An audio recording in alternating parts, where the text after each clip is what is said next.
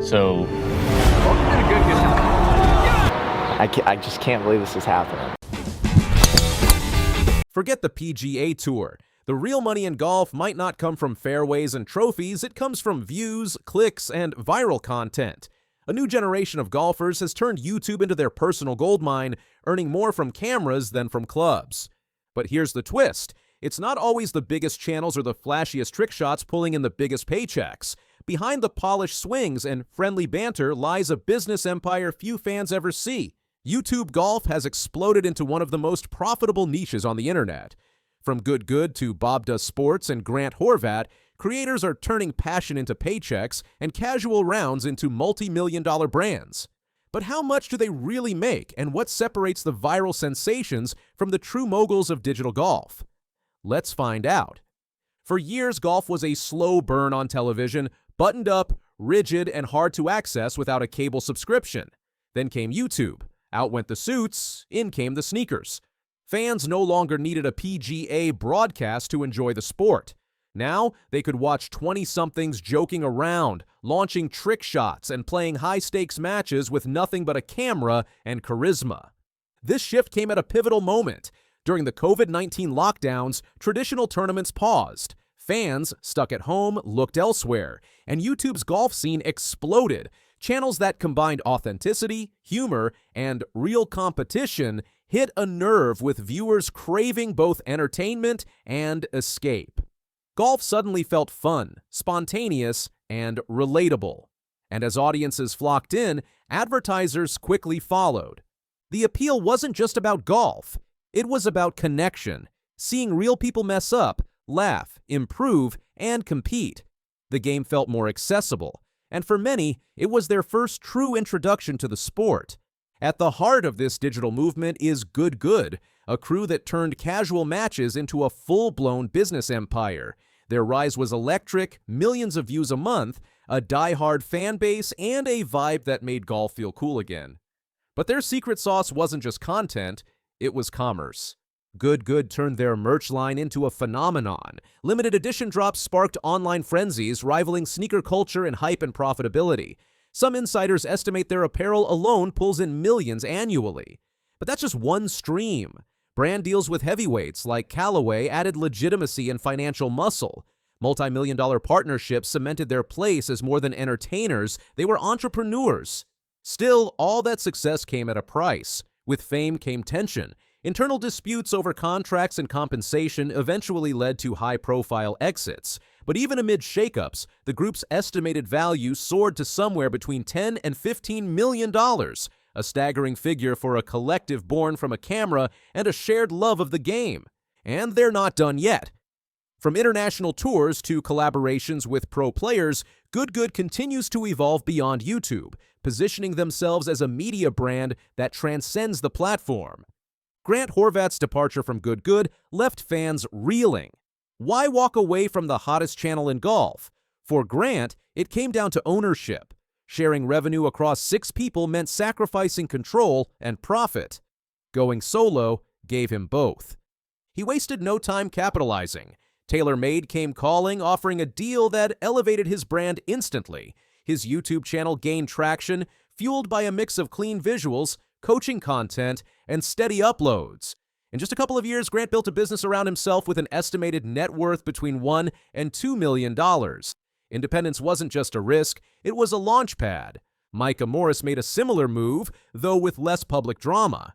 Rather than chase viral fame, Micah focused on what mattered to him: competitive golf and family. His content leaned personal, pulling viewers into practice sessions and life moments with his wife.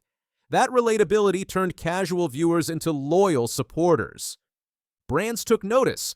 Mizuno, known for valuing both performance and integrity, partnered with Micah.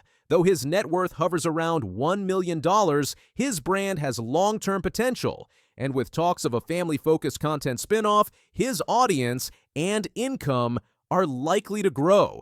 Long before golf YouTube became trendy, Rick Shiels was laying the foundation. His channel, now with over 3 million subscribers, offered something others didn't: trust. He wasn't chasing gimmicks, he was building a community. With content ranging from honest equipment reviews to relatable course vlogs, Rick became the internet's golf coach. But Shiels isn't just a content creator, he's a business strategist. Former partnerships with Nike and current deals with Garmin, Echo, and others show just how far his influence stretches. It's estimated that a single sponsored video can bring in $20,000 to $40,000. Add in podcast revenue, YouTube ads, and his own golf app, and it's no surprise his net worth sits between $4 and $6 million.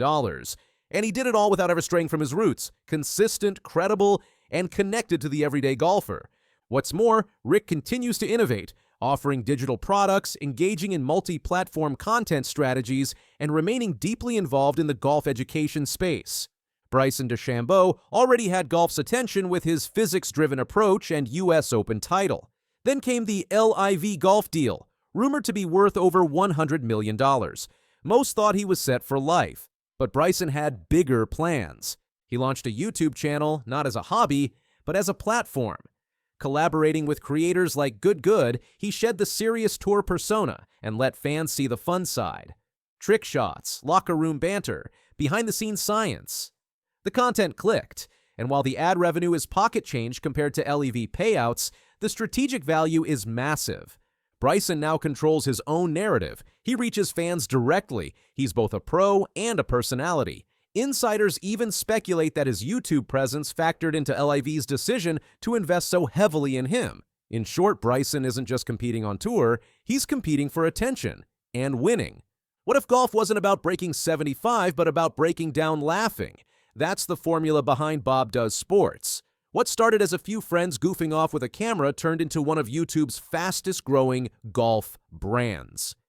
Then came Fat Perez, a soft-spoken, beer-loving big man who could absolutely play. He became a breakout star. The channel's charm lies in its chaos. It's raw, unfiltered, and undeniably fun. Fans love the personalities more than the golf, and that's the point. Merch flies off shelves, sponsors lined up. Within just a few years, their net worth soared into the low millions. Bob Does Sports didn't follow the traditional playbook, they tore it up and it worked, and their momentum hasn't slowed. With regular collaborations, on-course antics, and audience engagement at an all-time high, they're proving humor might just be the most underrated club in the bag. Paige Spiranac may not dominate YouTube the way she does Instagram and TikTok, but make no mistake, her brand is a force. Blending golf instruction with lifestyle content and sharp commentary, she's built a media presence that sparks conversation and commands attention. Some critics call her approach too flashy. Sponsors call it effective. With a net worth estimated between $3 and $5 million, Paige is one of the most lucrative golf personalities in the world. Her success proves that in today's media landscape, presence can be just as powerful as performance. Paige isn't just in the conversation, she often is the conversation. She's also diversified her presence with podcasts, brand partnerships, and digital events, proving her longevity in the space. Before Good and Bob Does Sports, the Bryan Bros, Wesley, and George were early pioneers of YouTube golf content. Known for their viral trick shots and high-energy vlogs, they parlayed their digital fame into a broader business empire. Wesley, a PGA Tour winner with over $5 million in career earnings, has an estimated net worth between $5.5 and $6 million. Together, the brothers co-own a golf course in South Carolina and continue to grow their brand through content, coaching, and entrepreneurial ventures, showing that consistency and innovation still pay off in golf media. Here's what most fans don't realize. Golf sits at the top tier of YouTube's earning potential. Creators in this niche can earn $15 to $20 or more per 1,000 views thanks to a highly engaged and affluent audience. Even mid-tier channels are banking serious ad revenue. But the big money? It's in brand partnerships and merchandise. Good's clothing drops are rumored to pull in 7 figures annually. Rick Shiels' long-term sponsorships pay off big. Even creators with smaller followings can lock in 6-figure deals simply because brands know golf audiences spend. There are even talks of buyouts. LIV Golf reportedly explored purchasing major YouTube golf channels, with Good said to have declined an offer worth $10 to $15 million. Whether true or not, it shows how valuable this market has become. What began as friends filming casual rounds has grown into a full media industry where creators turned content into capital. If this gave you insight into golf's biggest digital earners, subscribe. The business of golf content is only getting started.